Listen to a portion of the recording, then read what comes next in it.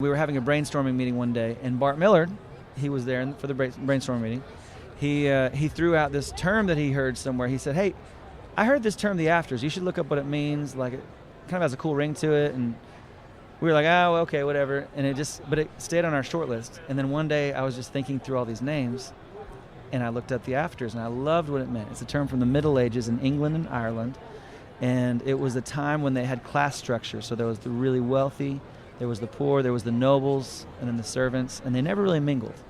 But when they would have a big get-together, like a fancy wedding or a big banquet for the nobles, they started noticing that the servants would kind of slip out at the end, and they were having their own kind of an after party called the afters.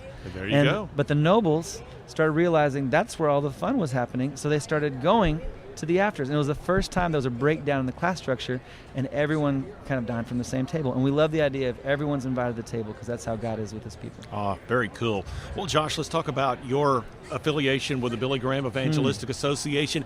If I recall correctly, I seem to remember that you guys, Will Graham, over the last few years has been in Alabama twice, once in Auburn, once in Dothan. I think you guys, I know you were at least one of you, may have been at both of them. Yeah, we were, yeah. With the Will Graham celebration. Absolutely. Tell me about how you guys linked up with the Graham Association. Yes, we love working with the Billy Graham Evangelical Association. They've been fantastic to do work with around the world. We've literally been to every corner of the world. And it happened years ago. They brought us in to do some youth events for some big events that they were doing up in Canada, and we just hit it off. We loved their ministry focus on how they go into a community, not just the day of the event, but they go in a year, sometimes more in advance, and they lay the groundwork for what's ultimately going to be sharing the gospel in that community.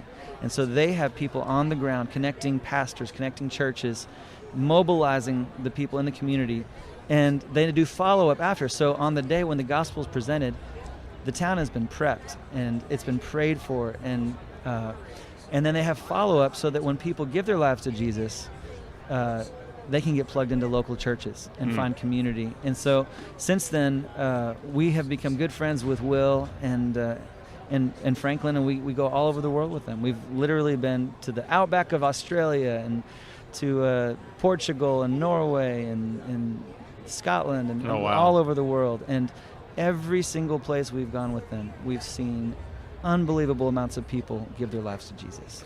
Well, music is such a strong component of a worship service and evangelistic service. Obviously, you working in that side of things.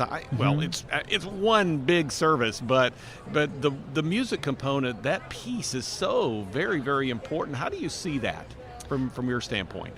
You know, I think the way I look at it is when we do an event where the gospel is being shared in such a clear way, like when Will Graham is going to share the gospel in a community that desperately needs it, I see our role as the music to elevate the gospel, to prepare people's hearts, to get them to a place where they're ready to hear. So our whole goal is to amp up the crowd and to focus their hearts and minds in a place where they're ready to receive the gospel. And it's awesome to partner with that. I mean, to me, that is the most important part of what we do.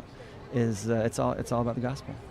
Josh Havens joining us today. It's NRB 2019 Faith Radio in the Meeting House here at our broadcast center in the exhibit hall. Josh Havens from the Afters is joining me. And Josh, let's talk just a bit about this album. We've been featuring a song called Well Done. It's from a project called The Beginning and Everything After. It really reminds me of Acts 17 about the world and everything in it. I don't know, this is a strange word association there, but that's kind of that kind of helps me to remember it maybe. But The Beginning and Everything After. So it's described as a greatest hits album, but you could probably also maybe elaborate on that and say this is an opportunity you had to maybe address some of the songs that people have known you for throughout the years and bring them back. So we're releasing a new album in May, and we wanted, before we did that, you know, we have 5 records that we've done previously.